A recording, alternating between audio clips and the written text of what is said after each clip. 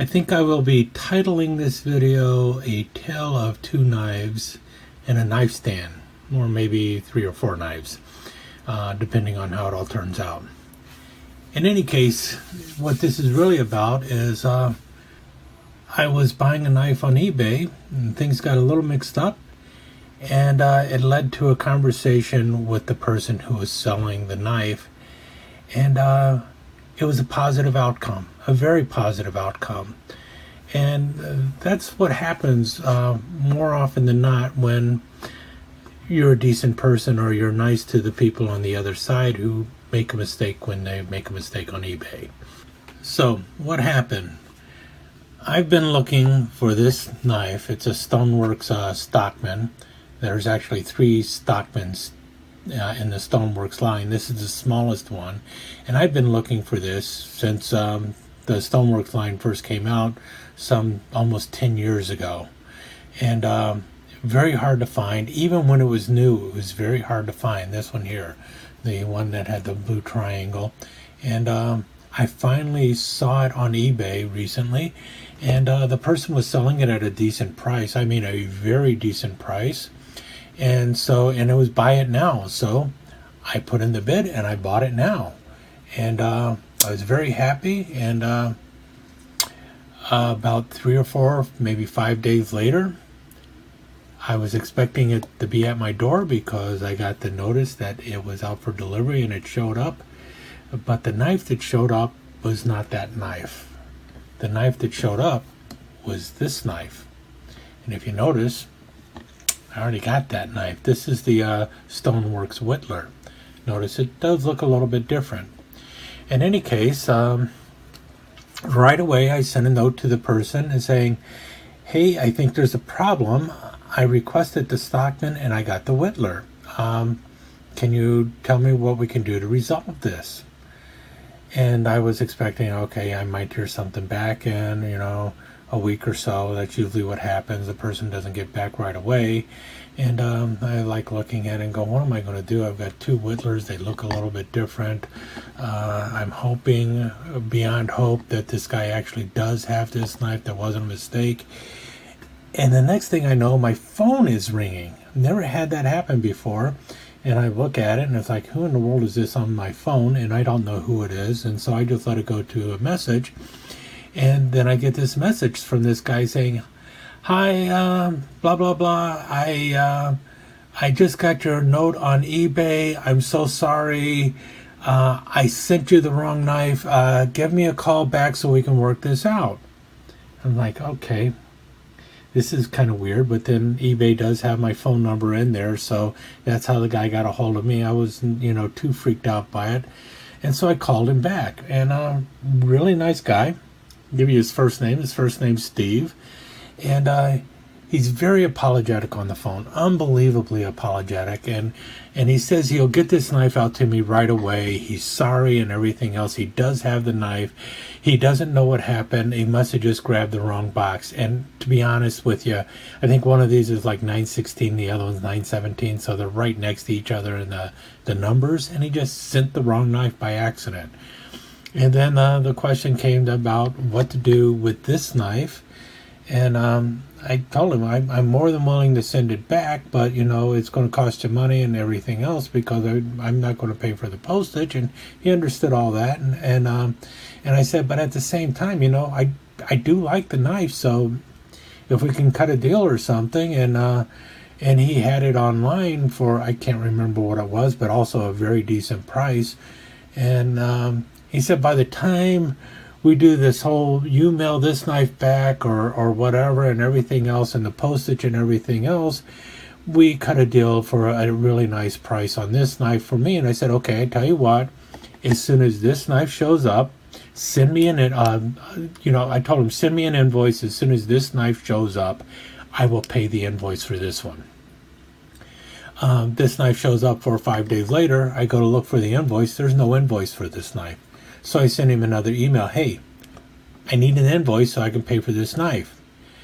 No response right away.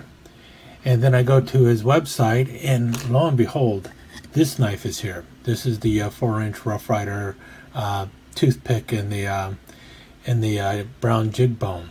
I've been looking for this one for a long time too. Never ended up buying it. Wish I would have had it.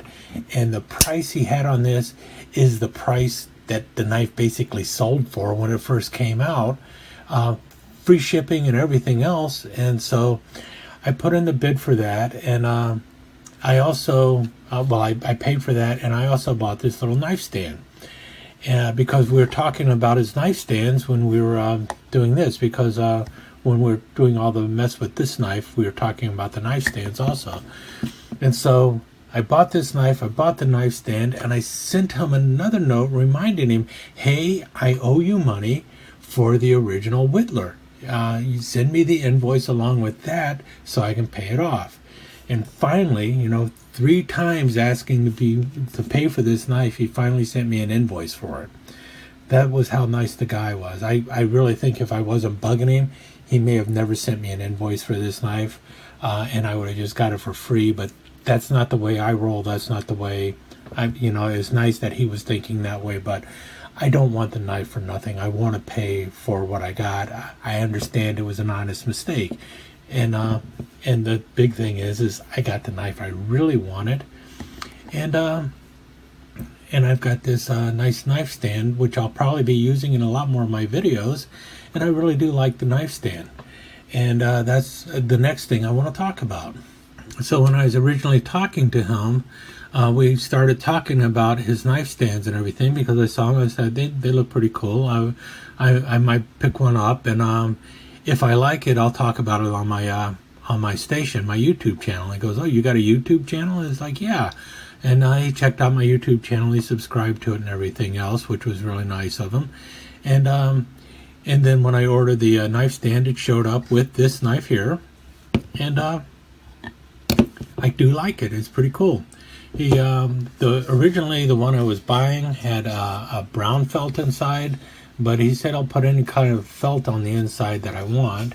And you see this one actually holds 4 knives, 1, 2, 3, 4. He makes them in different styles and everything else, but this is the one I wanted. This is one for small and medium knives. You can see here, for instance, here's a 3 3/8 inch Barlow. That'll fit on there nicely. A 3-inch toothpick might fit on there, but you can see here the 4 1/8 inch toothpick fits on there quite well. When you start getting into some of the larger knives, it gets a little trickier. Here's a 4 1/8 inch hoof pick trapper, and it's not sitting in there quite as well. But at the same time, he also makes larger knife stands. So this is the one for small and medium knives. He also makes them for like displaying hunting knives and everything else. They're very simple, but I kind of dig them. They're really nice and simple and nice and elegant. This one, I mean, the rough spots here, that's the way it was intended to be. I mean, he wasn't hiding it or anything on me. That's the way it came, and that's the way I wanted it. And it just kind of looks cool. This one is in flat black, but it has all sorts of other finishes on it. And the store, if you're interested in looking at his knife stands, or if you're interested in getting knives at a dirt cheap price, I mean a fair price, he really does sell them at a fair price. His store is CS as in Charlie Smith knifeworks.com. It's an SD store, but you can also find him on eBay right now. But he's moving more and more stuff towards SD, which I can understand. But there you have it. Really cool knife stand, and an interesting story on how I ran across a pretty nice person on eBay. So, honest mistakes happen, and it's usually the way the person responds to that mistake that you can really judge the person's character. And Steve was absolutely upfront with me about everything. He was quick to respond. I would recommend this guy to anyone when it comes to buying and selling, simply because when a person acts that way, they're an honest person, and they are out there to actually serve you and be pleasant with you. And had a great conversation with him on the phone, and he could have just been a jerk about all of this, but no. He was really great with me, and I really appreciate it. And that's why I have no problem stumping for the guy. You know, CSknifeworks.com. If I had his business card, I'd show you. I'll put the address down here. Check him out. Tell him Toby sent you, or Tobias at Knife Chat sent you, whatever way you want to say it. I'm not getting anything out of the deal. I'm not looking for anything out of the deal. But, you know, I don't know. When I run across a person who's a decent person, I like to tell other people about them. And that's what I'm doing here. Any case, there you have it. Got some really cool knives out of the deal. And I will be talking more about my Stoneworks knives in the near future. Thanks for listening. Thanks for putting up with the rambling. Not everything is going to be about a new knife, but when I come across somebody like Steve here, I think it's worthwhile to mention him and say positive things about him, because it's not an easy business going out there doing things like selling knife stands and selling knives at a decent price.